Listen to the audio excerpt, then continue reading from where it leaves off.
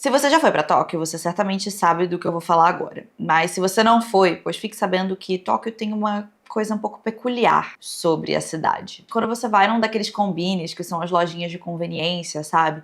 Ou então em uma daquelas máquinas que tem espalhadas por toda a cidade que vendem bebidas diferentes, você provavelmente vai ser obrigado agora a passar as próximas, sei lá, 6 horas que você estiver passeando, turistando, segurando a tal da garrafinha da água que você bebeu. Porque é muito difícil conseguir encontrar lixeiras espalhadas pela cidade de Tóquio. E o motivo pelo qual é tão difícil assim encontrar alguma lixeira em Tóquio é por causa do trauma de um ataque terrorista químico que foi feito por uma seita japonesa. Olá, eu sou a Gabi Fadel e bem-vindos a mais um Surto Coletivo. Aquele vídeo que eu vou te deixar bem surtado com alguma coisa. Antes de a gente começar o vídeo, não se esquece de já curtir se você gosta aqui do Surto Coletivo e se inscreve no canal se você não for inscrito ainda. E hoje eu quero te contar a história de uma seita que gerou um grande trauma coletivo no Japão. Eles causaram o que é considerado até hoje como o maior ataque de civis contra civis. E que é o grande motivo pelo qual é tão difícil você conseguir encontrar uma lixeira em Tóquio. Vamos começar essa história bem do comecinho mesmo. Tudo começa com um bebê. Um bebezinho que nasceu parcialmente cego. Estamos em 1955, no vilarejo de Yatsushiro, que fica na ilha de Kyushu, onde nasceu esse bebezinho chamado Shizu Matsumoto. O Shizu, ele era o quarto filho de um casal. Mais tarde eles teriam 7 filhos ao todo. E ele nasceu com glaucoma congênito. Ele enxergava praticamente nada de um dos olhos. E esse casal, eles viviam de fazer esteiras de palha. Então você imagina que era um casal que era realmente bem humilde. Ainda mais num vilarejozinho, ali no meio dos anos 50, Japão muito fodido pós-guerra. Então você imagina ali que era uma vida bem difícil. Só que como o Shizu era um deficiente visual, ele foi mandado para um internato para crianças com deficiência visual. Era um colégio especializado justamente para conseguir educar essas crianças. Só que aqui, o Shizu, ele era só parcialmente cego. Ele enxergava de um olho, normal. Ele era cego de um olho, o outro ele enxergava. E a maioria das crianças que estavam nessa escola eram totalmente cegas.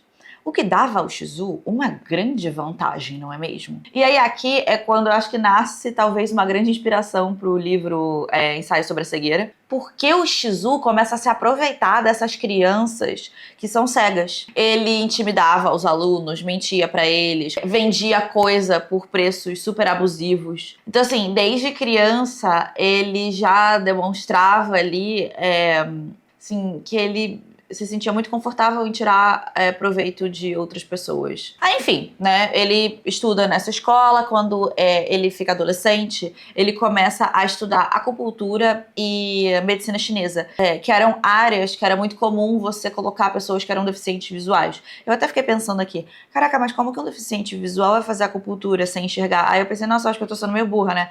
Porque é só a pessoa encostar, tipo, aqui está a vértebra, ela vai vendo até onde ela tem que ir, vou botar o ponto. Fico pensando depois, não, dá pra fazer totalmente pelo tato, né? Acupuntura. Uma burrice da minha parte, né? Mas eu fiquei primeiro, ué. Enfim, assim, o Shizu, ele não estava satisfeito apenas com isso. Vai fazer só acupuntura e medicina chinesa? Não. Ele queria entrar pra uma faculdade de medicina normal mesmo. Mas ele não passou. Ele tentou também entrar pra política, não funcionou. Aí, o que ele resolveu? Ele resolveu entrar pro ramo do misticismo. Nos anos 80, ele já era adulto, ele resolveu abrir uma loja que vendia remédios alternativos.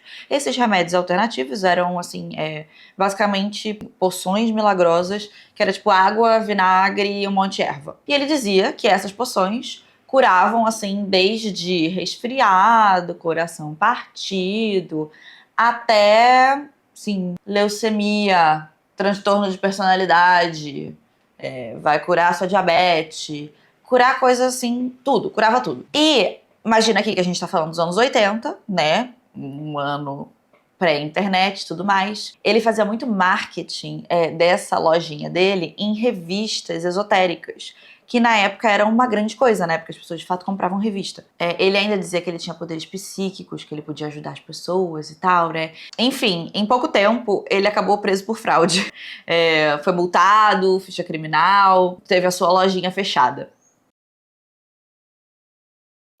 Mas isso não fez com que ele desistisse, assim, da espiritualidade dele. Não. Ele começa, então, a estudar budismo tântrico, yoga, hinduísmo, e ele começa a dizer para as pessoas por aí que ele tinha realmente poderes. Ele ficava falando que ele conseguia levitar, que ele podia ler mente, e começou com um papinho de que o fim do mundo estava chegando. O fim do mundo está chegando, o mundo vai acabar. Mas que ele poderia salvar a humanidade. Ali, por volta de 1986, ele vai para o Himalaia para fazer uns retiros de meditação. Aí ele medita, aí ele acende. E aí ele passa a dizer que ele atingiu a iluminação suprema. E aí, quando ele volta para o Japão, ele volta renascido com outro nome, chamado de Shoko Asahara. E agora ele tem a nobre missão de começar uma seita. Ou, em outras palavras, um grupo espiritual. Em 1987, ele funda a Aum Shinsen no Kai, que depois muda de nome e vira Aum Shinrikyo, que inclusive em japonês significa ensinamentos da verdade suprema. Básico, verdadeinha suprema. E essa verdade suprema era o quê? Era uma grande mistura de budismo, hinduísmo e até um cristianismo apocalíptico. E ele dizia que o fim do mundo ia acontecer numa grande destruição de uma guerra química e nuclear. O que aqui, se a gente parar pra pensar assim, no Japão, no que o Japão tinha passado ali no final da Segunda Guerra Mundial, faz todo sentido que isso estivesse um pouco no consciente coletivo, né? As pessoas tinham visto aquilo há pouco tempo atrás, né? Os Estados Unidos, na verdade, foi o único país no mundo inteiro que já detonou uma bomba em outro país, e esse outro país é o Japão, ou seja, é o único país no mundo inteiro que já viu os resultados de uma bomba atômica jogada numa cidade. Assim, faz todo sentido do mundo que as pessoas estivessem meio apavoradas ainda com isso, com essa ideia da bomba nuclear. Então, ele meio que se utilizava disso, sabe, pra dizer que o mundo ia acabar. Ele pegava essa ferida coletiva do Japão e falava, o mundo vai acabar numa guerra nuclear, numa guerra química e tal. E aí esse grupo espiritual que ele começou pequeno, obviamente. Eles focavam principalmente em yoga e meditação. Era um lugar que oferecia, assim, um desenvolvimento espiritual para as pessoas. Só que, assim, o Shoko e a Aum, que é a seita, eles focavam principalmente num grupo mais, assim, de elite. Eles miravam muito em jovens inteligentes da Universidade de Tóquio, engenheiros, médicos, pesquisadores. O Shoko vendia a ideia de que o mundo estava perdido, que o materialismo das pessoas tinha corrompido a sociedade e que só uma vida de privação, de purificação, poderia te livrar da grande miséria do samsara. Que o samsara é um conceito, se não me engano, hinduísta, do mundo em que a gente vive. E aí, uma vez que você acende, você consegue escapar do mundo aqui que a gente vive, de ficar reencarnando nesse mundo de novo.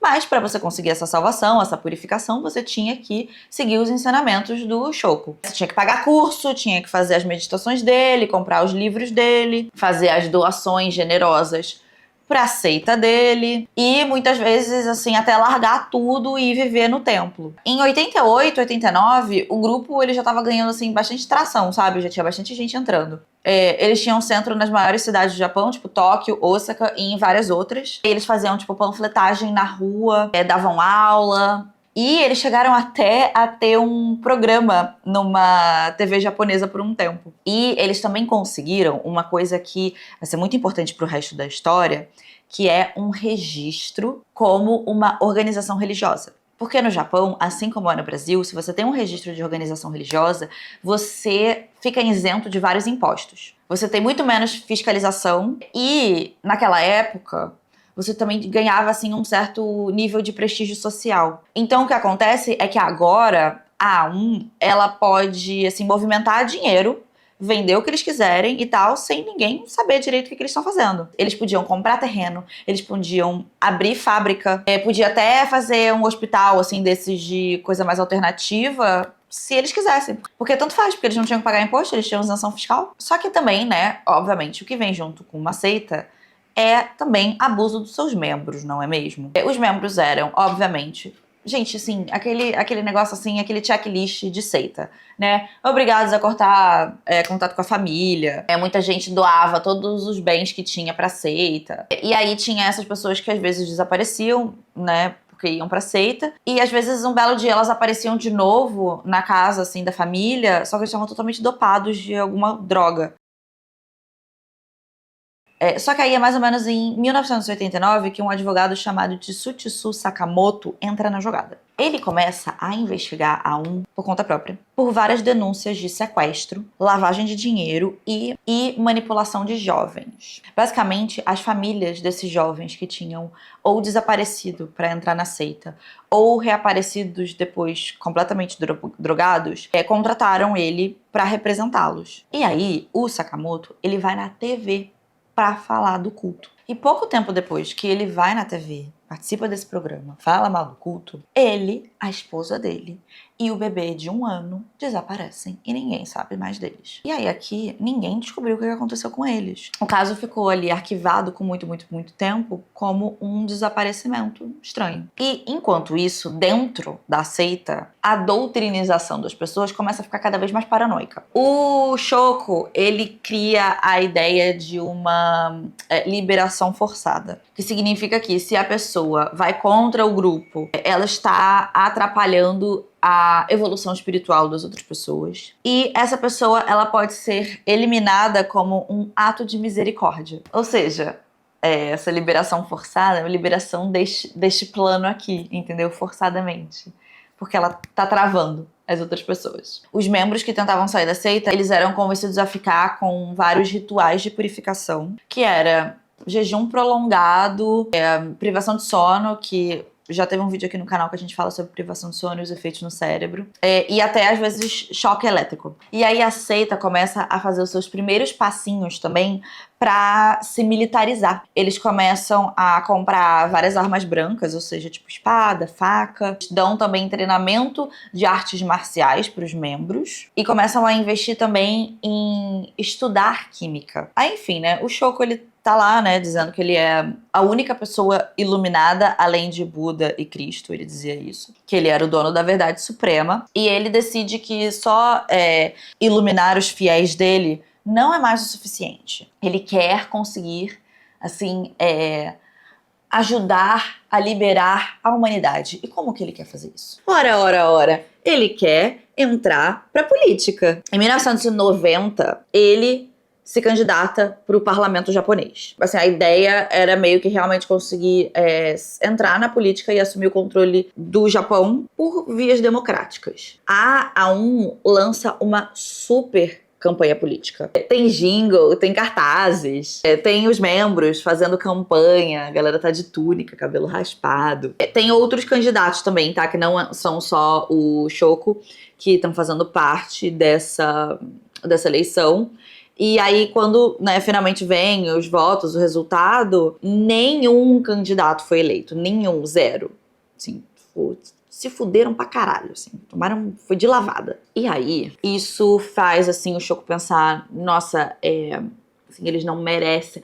O mundo não merece a minha luz. É uma vibe meio assim, sabe? E aí ele fala que a democracia, ela não funciona, a democracia, ela é corrupta.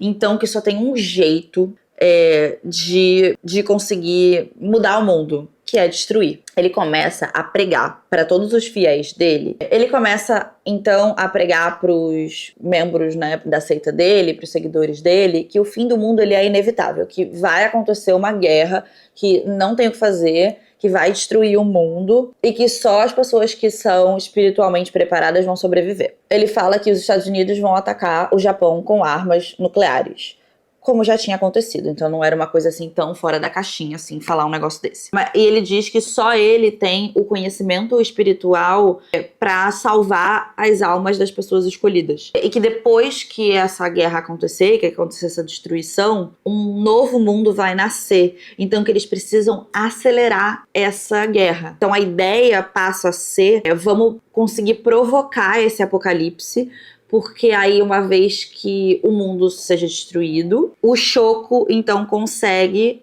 ser o líder supremo do mundo que vai renascer. Era essa a brisa. Aí o Shoko também decide que o Japão é muito pequeno pra ele. Imagina, se ele quer dominar o mundo, na cabeça dele, é isso que vai acontecer, vai dominar o mundo pós-apocalíptico.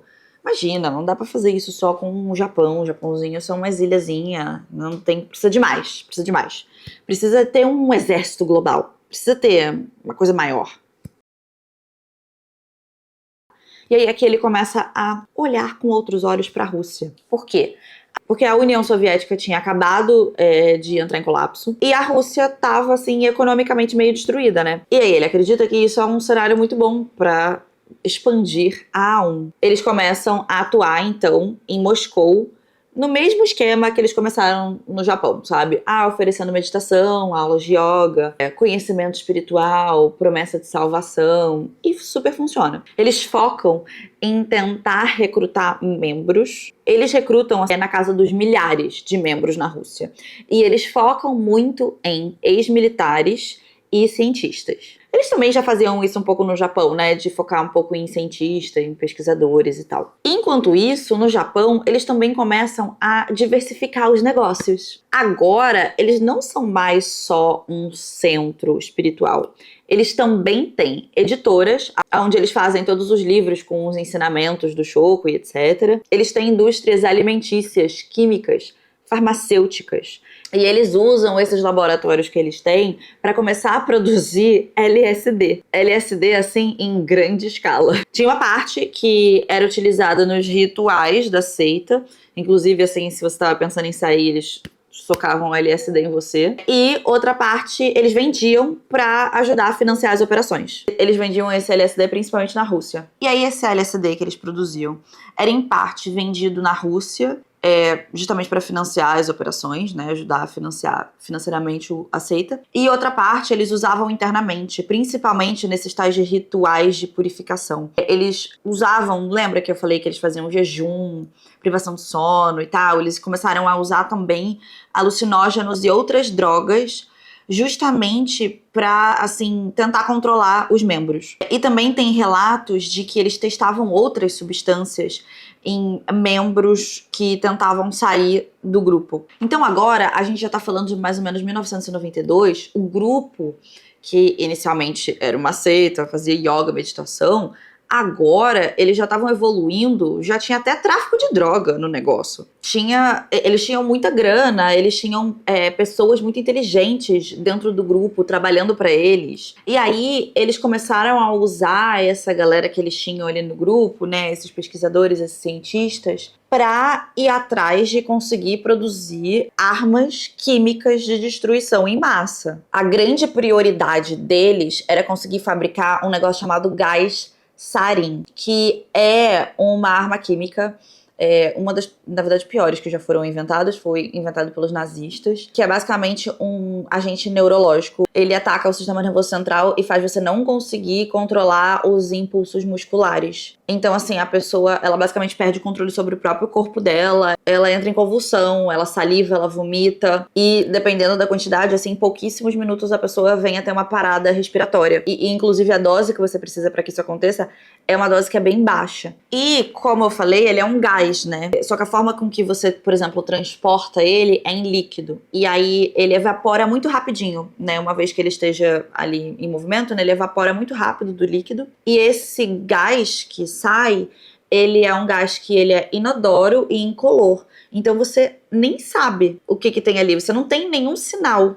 Quando você vê, você tá no chão tendo uma convulsão. Eles tinham um laboratório num complexo que ficava ali perto do Monte Fuji, onde eles começaram a fabricar esse gás. Então, assim, na prática, era um laboratório para pesquisas de terapias alternativas, porque era dessa instituição espiritual que era isenta, inclusive, de impostos. Mas, na prática, eles estavam fazendo arma química. Eles tentaram, inclusive, nesses laboratórios que eles tinham, trabalhar com outras coisas também. Eles tentaram fazer antrax, eles tentaram, inclusive, conseguir fazer o vírus da ebola, eles tentaram trabalhar também com toxina botulínica, que, caso você não saiba, é o que faz depois o Botox, mas o Botox é numa quantidade muito pequena, e a toxina botulínica também é uma coisa extremamente tóxica pro corpo. Enfim, eles tentaram várias outras coisas, mas que essas outras coisas não funcionaram muito bem. E pra, assim, testar a eficácia dessas coisas que eles estavam ali mexendo no laboratório, eles testavam em animais e às vezes até em gente mesmo. Tipo, os membros ali que eram considerados como desertores, impuros, traidores, etc.,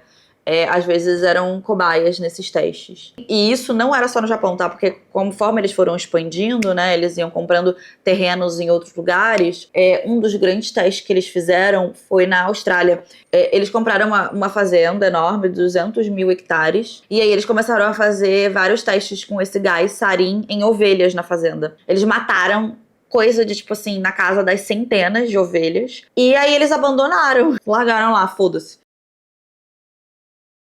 Os moradores da região, né, ainda bem que não teve nenhuma morte nesse caso, mas eles relataram, assim, que eles ouviam uns barulhos estranhos, que eles sentiam um cheiro químico e tal, mas que ninguém sabia o que era e meio que ficou por isso mesmo, sabe? E aí, né, a ONU continuava nessa grande noia de que os Estados Unidos ia atacar, fazer um ataque nuclear contra o Japão, dizia que o governo japonês era controlado por demônios, né, e eles continuavam se militarizando, eles chegaram até a comprar helicópteros russos de guerra, armas automáticas, compraram no mercado negro também, vários equipamentos de proteção química, tipo máscara de gás e tal, e começaram a comprar também umas propriedades que ficavam próximas de pontos do metrô de Tóquio.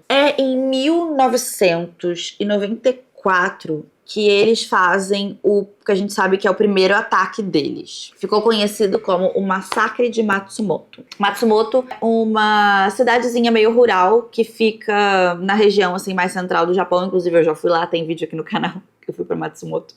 E é um lugar que é cercado por montanhas, a galera vai muito pra lá, assim, na época de neve e tal. Mas acontece que ali naquela cidade estava acontecendo um processo contra a A1. E eles estavam correndo o risco de perder uma dessas propriedades que eles tinham, que eles consideravam que era bem importante e tal. E tava, assim, muito perto assim, dos juízes tomarem uma decisão contra a A1. Daí, o Shoko, ele resolve agir, então, né? Vai ficar sentado aí, sem fazer nada. O juiz vai tomar a decisão, vai tirar sua propriedade, você não vai fazer nada? Ele vai fazer sim. Ele manda matar. Foda-se, vou matar esses caras. No dia 27 de junho de 1994, um grupo com membros da A1 estaciona um caminhão próximo ao prédio aonde esses juízes estavam hospedados. E dentro desse caminhão tinha um sistema de liberação de gás sarin, que era assim um sistema meio caseiro, tá? Só que o que acontece? Pensa aqui comigo. O tal do sarin é um gás, né? É um gás.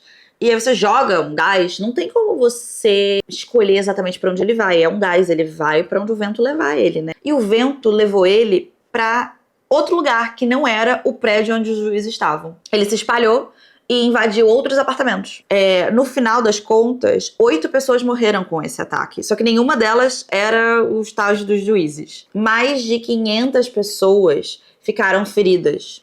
As pessoas tiveram sintomas como cegueira temporária, paralisia, vômito e dificuldades respiratórias. E aí é um clima assim meio de confusão, sabe? Porque os médicos, os bombeiros que fizeram os primeiros socorros não têm a menor ideia de que porra é essa. Eles começam a pensar que talvez fosse um vazamento de algum tipo de pesticida. A cidade vira um caos e a polícia não faz nada, feijoada. Não dá em nada isso. Eles não pensam na A1, também não investigam direito, não tem nenhum tipo de acusação, nada, enfim, não dá em nada. E aí, a A1 identifica esse fracasso deles conseguirem identificar o que é, a origem do ataque, com o que é que eles estavam lidando, como um grande sucesso pra eles. Eles falam, não, beleza, a nossa arma, ela é eficaz, a gente conseguiu matar pessoas, apesar de não ser as pessoas que a gente queria. O governo não tem a menor ideia do que tá acontecendo, ninguém sabe o que fazer, assim, tá tudo certo. Então eles começam a partir daí, a traçar o plano do grande ataque em Tóquio. Nós estamos agora em março de 1995. A ideia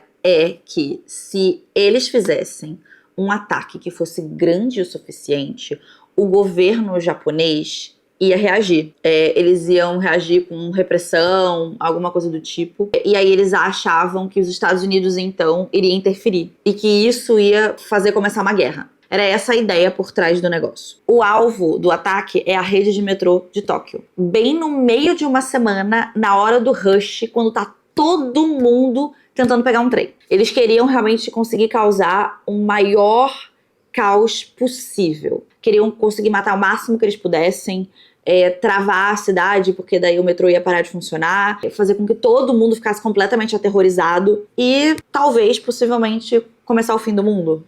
Que sinceramente era só o fim do Japão, né? De acordo com todo esse plano, mas beleza. Na manhã do dia 20 de março de 1995, 5 membros da seita embarcam em linhas de metrô diferentes de Tóquio. E cada um deles carrega uma sacola de plástico que está fechada com um jornal com o gás sarin, mas que está em formato líquido dentro. Ou seja, líquido sarin, que não é gás. Daí, essas pessoas, elas entram no trem, elas ficam ali sentadinhas como qualquer passageiro. Eles deixam a sacolinha no chão. E aí, quando tá chegando perto da próxima estação, com o guarda-chuva, eles furavam essa parte de jornal que estava fechando a sacola e desciam na estação. Nessa, o sarin começava a evaporar e se espalhar pelo trem. E aí, em pouquíssimos minutos, as pessoas começavam a tossir, elas começavam a cair no chão, os olhos ardiam, as pessoas vomitavam, as pessoas tremiam, começavam a ter muita dificuldade de respirar. As pessoas, assim, se arrastavam nos trens, nas estações, tentando conseguir respirar. Teve até motoristas do trem que acabavam desmaiando na cabine. Eles focaram nas linhas de metrô que eram mais movimentadas ainda. E como os ataques foram todos sincronizados, eles aconteceram todos ao mesmo tempo, a cidade parou. E aí você imagina que tem sirene pra lá, ambulância pra cá, caos, as pessoas não têm como se locomover pela cidade. E aí são funcionários do metrô que vão lá bravamente e conseguem remover essas sacolas e impedir que o número de mortos seja ainda maior. No total desse ataque foram 13 pessoas mortas oficialmente, mas é estimado que esse número ele acabe sendo maior por pessoas que podem ter acabado morrendo depois por complicações dos efeitos do sarin posteriormente. Foram mais de 6.000 pessoas afetadas pelo gás. Muitas pessoas, inclusive, tiveram sequelas muito graves, tá? Como cegueira permanente, lesões neurológicas, problemas respiratórios crônicos também. E aqui, o número de mortos ele poderia ter sido muito, muito, muito maior se o sarin não tivesse sido mal produzido, porque o sarin deles estava uma merda. Fizeram todo esse auê com um monte de laboratório, um monte de cientista, um monte disso, um monte daquilo, para produzir um sarin merda. A fórmula que eles usaram estava muito diluída. O que pode ser também que pudesse ter sido uma coisa de segurança para eles conseguirem, né, os membros escaparem, pode ter sido. Mas o bagulho não estava muito bem feito. Se a dose tivesse certa, da dose que sei lá, normal, dava pra ter sido, assim, centenas de mortes muito facilmente. E aí, assim, nos próximos dias, né, ninguém sabe quem causou esse ataque. Ninguém sabe o que aconteceu. A polícia começa a tentar trabalhar, assim, numas hipóteses, tipo, foi um ataque isolado, terrorismo internacional, um acidente químico. Ninguém nem se tocou que tinha tido um ataque foi a mesma coisa em Matsumoto um ano antes. Ninguém nem fez essa conexão. Inicialmente, ninguém pensou na AUM. Só que o que acontece? Começaram a aparecer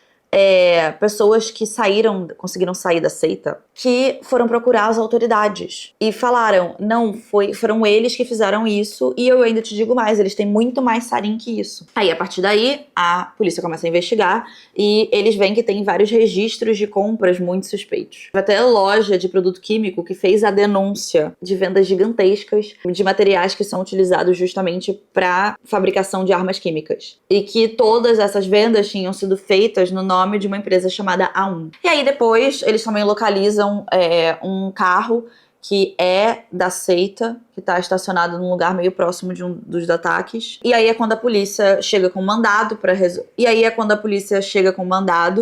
para revistar um dos armazéns que pertencia à seita, né? E quando eles entram nesse armazém, eles encontram máscara de gás, o uniforme de proteção, manuais de como fabricar sarin, vários mapas assim super detalhados do metrô de Tóquio e ainda por cima cronograma de trem marcando que estação, que horas, quando, etc. E aí depois disso, né, obviamente não tinha mais como negar que a A1 era a responsável pelos ataques e que basicamente eles tinham ali uma estrutura de um mini exército clandestino. É ali no final de março, início de abril mais ou menos, que eles entram naquele complexo principal que eles têm, que é perto do Monte Fuji, e aí eles encontram toneladas de produtos químicos para fabricar sarin. Eles encontram equipamento de laboratório industrial, sistema de ventilação, assim, que eles falam que é tipo nível militar. Eles encontram, inclusive, anotações de um novo plano de um segundo atentado, que era usar aquele tal daquele helicóptero russo que eles compraram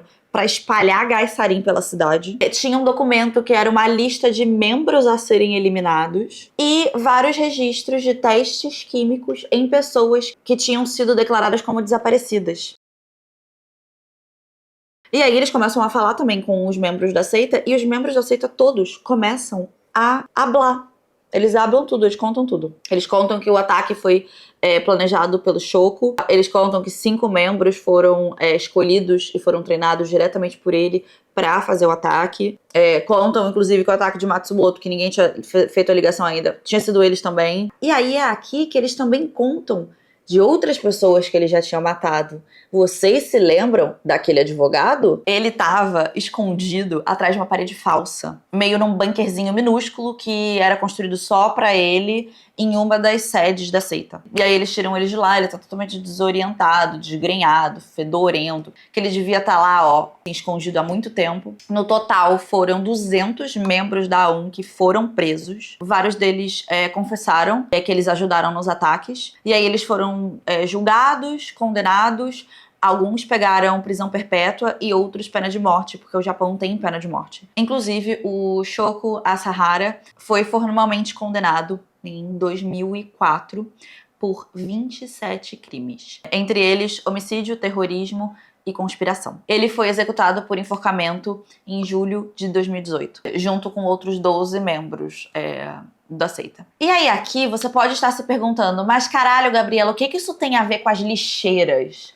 Por que é que não tem lixeira se os ataques nem foram nas lixeiras? Cara, é um link meio doido de se fazer. Mas as lixeiras de Tóquio foram removidas dias depois dos ataques, porque as pessoas começaram a ficar com muito medo, muito pânico desses objetos estranhos que poderiam estar escondidos nas coisas. E as lixeiras, elas eram umas lixeiras bem grandes e tinham uma tampa de metal, que era muito fácil você esconder alguma coisa ali. As autoridades então passaram a ficar em pânico de alguém colocar umas coisas na lixeira, por mais que o ataque não tenha sido na lixeira, e resolveram remover todas elas dias depois dos ataques. Especialmente as lixeiras que são próximas de estações de metrô. E aí isso virou uma parte da cultura. Esse medo foi instaurado, virou um grande trauma coletivo, e as lixeiras, elas meio que nunca mais voltaram. Além disso, foi depois disso que o Japão reformou várias leis antiterrorismo para facilitar a investigação de grupos religiosos que fossem suspeitos. Aumentou também o monitoramento de seitas e novas religiões. E também criou um protocolo de resposta para ataques químicos. E sabe o que é o mais doido? É que a seita, até hoje, ela não acabou. O grupo, ele se dividiu e a maior parte ali da organização adotou um novo nome que se chama Alep ou Aleph, eu não sei exatamente como seria a pronúncia correta. E eles existem até hoje, é registrado também como uma religião e eles têm 1.500 membros. E aí eles falam que eles mudaram, que eles não acreditam mais no fim do mundo e nem em matar pessoas impuras. Mas o governo japonês, né, meio que tem um pezinho atrás, então eles monitoram a Alep 24 horas por dia com a inteligência japonesa. E, olha que curioso, que engraçado, a Alep, todo aniversário do atentado, faz homenagens ao Shoko, como se ele ainda fosse uma divindade, no aniversário do atentado. Então, assim, né, meio sus, né? Então essa é a história do porquê que, se você um dia for pra Tóquio, é bom você usar uma bolsa bem grande pra você poder botar a sua garrafinha de lixo depois dentro dela, porque você não vai conseguir jogar no lixo até você voltar pra sua casa. Se você gostou do vídeo, não se esquece de curtir, se inscreve no canal caso você não seja inscrito ainda e vire um lindo e mágico unicórnio muito surtadinho, e eu vejo vocês no próximo vídeo. Tchau!